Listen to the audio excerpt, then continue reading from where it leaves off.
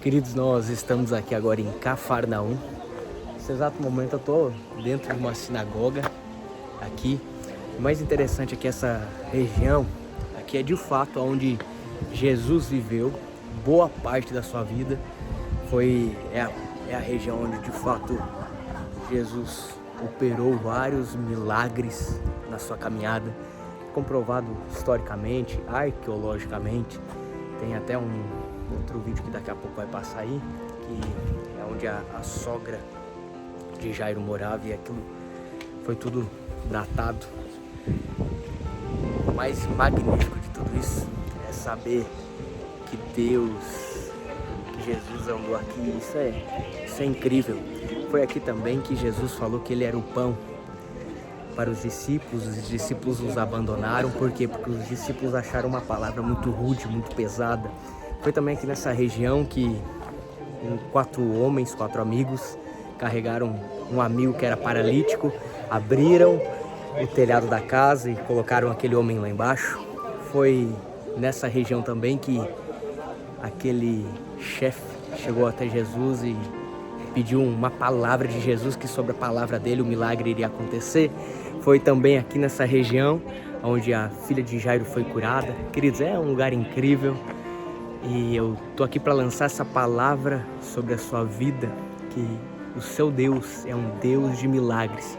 Que se Jesus andava aqui, e é poderoso você imaginar isso, agora mais poderoso ainda, sabe o que é? Você ter a certeza que esse Deus, um dia que caminhou aqui, ele habita no seu coração, um Deus de milagres, um Deus de resposta. En la casa de la sogra de Pedro. ¿Y cómo no sabemos? La pregunta es, ¿cómo no sabemos que es la casa de la sogra de Pedro? Muy simple. ¿Qué es lo que hizo Lucas la primera vez que vino para Israel? Buscó un guía y él faló con el guía: hoy yo quiero conocer Israel. Y el guía llevó acá y faló: aquí es esto y aquí es esto y aquí lo otro. Lo mismo hizo Helena, la madre de Constantino, en el año 325 después de Cristo, cuando Constantino acepta el cristianismo, manda a su amae para la Tierra Santa, y lo primero que hace es alugar un guía. El guía sale con él para todas partes, y en uno de los lugares que llega es acá, y dice aquí, en el año 325, dice: esta era la casa de la sogra de Pedro. ¿Y cómo sabe usted? Porque se encontró una inscripción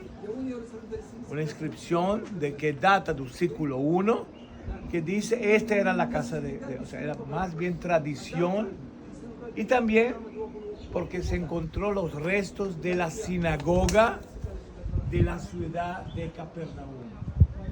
La palabra dice que la casa de la sogra de Capernaum era cerca de la sinagoga. Más tarde Helena construye acá una iglesia que se llama la Domus Iglesia. ¿Qué es domus en latín? Casa. Iglesia. La primera, la iglesia creció en el año 700, la segunda hizo más grande la iglesia, y en el año 749 llegan acá los persas, destruyen la ciudad, destruyen la iglesia. Esto queda abandonado hasta el año 1099, y en el año 1099 llega acá los cruzados y construyen la tercera iglesia más grande. En el año 1966 el gobierno de Israel construye este monstruo encima de esta pared. ¿Qué acontecía en esta ciudad? Nos estuvimos antes en el monte de las bienaventuranzas, y ahí aparecen los 8 bienaventurados los pobres de espíritu, porque de ellos será el reino del cielo. Bienaventurados los que lloran, porque ellos recibirán, etcétera, etcétera. Vemos que hay una bienaventuranza. ¿Qué significa bienaventurado? Feliz. Feliz. Más que feliz. ¿Cuál es lo opuesto de bienaventurado? Triste, feliz. Maldecido. maldisuado. O sea, 3 ciudades al mismo tiempo que la en el monte de las bienaventuranzas fueron abençoados los discípulos y muchos más. Esta ciudad fue maldisuada. 3 ciudades fueron maldicidas. Capernaum, Betsaida y Corazín. 3 ciudades que nunca se levantaron más. ¿Y por qué? Porque estas ciudades eran ciudades ricas, había mucha grana, Jesús hacía milagros. Dice aquí la entrada de esta, dice que esta era la ciudad de Jesús. 90% del ministerio de Jesús fue aquí. Mas la gente aquí endurecía su corazón. La gente aquí pensaba que todo esto era por dinero. Entonces yo estaba escuchando el mensaje de Lucas, lá en Monte de Bienaventuranza, de llorar. Aquí la gente no lloraba. Aquí la gente tenía un corazón cicatrizado. ¿Qué quiere decir cicatrizado? Que está curado, mas por dentro todo podrido, seco, duro. Aquí la gente pensaba que merecían todo porque tenían grana.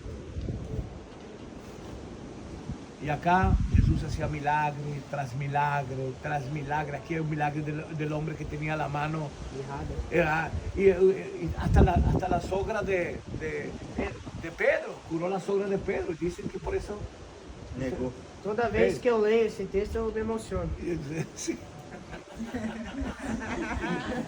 Você ve, y por eso negó Pedro a Jesús, por haber curado a la sogra de Ricardo. No, es verdad, sogra, esa es la sogra. Sogra, no se preocupe. Estoy diciendo que aquí aconteció muchas cosas.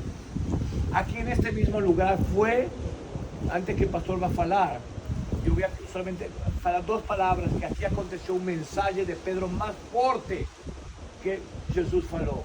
En la sinagoga, dice, yo soy un pan de vida, y el que come de mí, jamás tendrá. Dice, no solamente que yo no soy el pan de vida, yo soy, tienen que comer de mí y tomar de mi vida. Y aquí fue donde todos los discípulos dejaron a Jesús. ¿Por qué? Porque eran palabras fuertes. Aquí por primera vez, él fala, yo soy un Mesías. Por segunda vez, yo soy un Mesías, yo soy un pan, que no come de mí va a morir. Y para un judío, yo me acuerdo cuando yo leí ese versículo por primera vez, como si me hubieran dado un soco en la cabeza. ¿Por qué? Porque para nosotros los judíos, yo no creía que un hombre puede dar su vida por otro. ¿Usted puede creer que una persona puede dar la vida por otro? Yo lo creí solamente cuando estuve en la guerra, una sola vez en mi vida. 30 segundos, que alguien quiso morir en vez de mí. Mas aquí vino un hombre y dice, yo soy un pan de vida, yo soy el que bajé del cielo. Dice, sus padres comieron de un maná y murieron. Mas yo estoy dando un pan que va a saciar su vida, tu vida, la vida de todos. O cara morreu no seu lugar? ¿Ah? O cara... No murió, mas estuvo dispuesto a morir por mí. Había que llegar a un cierto lugar, había que con el arma correr. Y yo era muy grande y muy pesado, y él falou, se lo fica acá. Yo soy más rápido que você. Yo era el que tenía que correr para allá, y él corrió y las balas iban contra él. Y gracias a Dios no pegó ninguna bala, pero estuvo dispuesto a recibir una bala en vez de mí. Eso es amor. Yo puedo decir, yo amo mucho a você, cuchimuchi, cucurucho. Pero en verdad, si yo amo a você, está dispuesto a dar la vida. Cuando yo digo a mi mujer, algo, yo amo a você mucho, se lava los platos, está todo cierto. Lava los platos, que quiero demostrar amor. No para que yo quiero mucho a você y usted está sentado en el, ¿cómo se dice? En el sofá, viendo cómo estoy trabajando. Amor es alguien que está dispuesto a dar la vida por otro. Y aquí Jesús está compartiendo esas palabras en esta misma sinagoga que vamos a ir. Y aquí fue el mismo lugar donde Pedro, cuando ve que todos... Es challenge, ¿cómo se dice tu challenge? Desafío. ¿Ah? Desafío. Cuando Jesús lo desafía, ¿usted también va a ir? ¿Usted también quiere ir embora? Dice, ¿a dónde iré si usted tiene palabras de vida eterna. Gente, yo traté todo en mi vida, créame. Yo hice yoga, yo fui el primer yoguista, yo me sentaba en yoga y yo me levantaba de un piso y volaba y me caía otra vez en un piso. Yo a veces me paraba así frente a mis amigos. Miren, yo hacía así y caía en cámara lenta contra la gravitación. Créeme que estoy hablando, Lucas. Yo era muy deportista cuando era joven. Y mis amigos decían, este menino es algo fuera de serie. Mas cuando encontré a Jesús entendí que todo esto es besteras. No hay cuando Jesús toca mi corazón. No hay cuando Jesús perdona tus pecados. Y todos tenemos pecados. De alguna u otra manera los escondemos, los cubrimos. Mas todos tenemos nuestra forma de escapar. Ô Saulo, na sua infância você ouvia falar de Jesus? Yo nunca oí de Jesús y nunca quise oír de Jesús. En mi casa habían 2 iglesias en la esquina. Y yo veía todo el mundo que se arrodillaba y eran iglesias católicas. Y yo nunca me voy a esquecer en la Pascua. Levantaban una doll, ¿sabes lo que es un doll? Un muñeco grande y ponían una corona, dice, el rey de los judíos. Y prendían fuego y eran gritos, ¡ah, los judíos mataron a nuestro Dios! Toda la comunidad cristiana, católica. Y mi papá decía, Saulo, no salgas de casa, fica en casa, que hoy los católicos están, no decía católicos, los cristianos están doidos. Para él no había diferencia de evangélico, católico, todos eran igual, todos están doidos y todos nos quieren matar. Y era un día que no íbamos a la escuela. Durante 2 o 3 días ficábamos todos los judíos de la comunidad en Venezuela en casa. Mis mejores amigos debajo de la casa gritaban, José mató a mi Dios. Y yo, papá, ¿qué Dios yo maté? Yo no maté a ninguém. ¿No? Y yo lloraba, papá, mi amigo, Nacho. Yo tenía un amigo cristiano que se llamaba Nacho. Digo, Nacho me está diciendo que yo maté a su Dios. Yo no sé qué está hablando él. Y así éramos instigados por la iglesia. O sea que yo nunca podía entender cómo esta gente son mis hermanos. Hasta que encontré un compañero en un trabajo que me compartió un Jesús diferente. Un Jesús judío. Digo, no puede ser que es judío. ¿Cómo es posible que sea judío? Y eso me empezó a cambiar toda mi mente, toda mi forma de pensar. Y empecé a estudiar, y empecé a leer, y empecé a pedir a Dios que me cambiara años de amargura que tenía en mi corazón. Aleluya. Así que el judío que llega a la fe no es así algo fácil, porque tenemos una trascendencia de persecución muy arraigada dentro de nuestros corazones. Ahora recién, después de 40 años que yo soy en la fe, estoy entendiendo que hay muchos judíos que están empezando a entender la diferencia entre un evangelista, un protestante y un católico. Recién después de 40 años. Ah, vos eres evangélico, diferente. O sea que todo tiene un tiempo para cambiar, pero todo ese cambio depende de una sola cosa. De nuestra actitud y de nuestra forma de vivir, porque el mundo está mirándonos. Cuando hay un problema en el mundo evangélico, que un ministro entró con una mujer, ¿cómo se dice?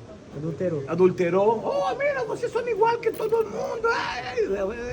O sea, nos están, ¿cómo se dice?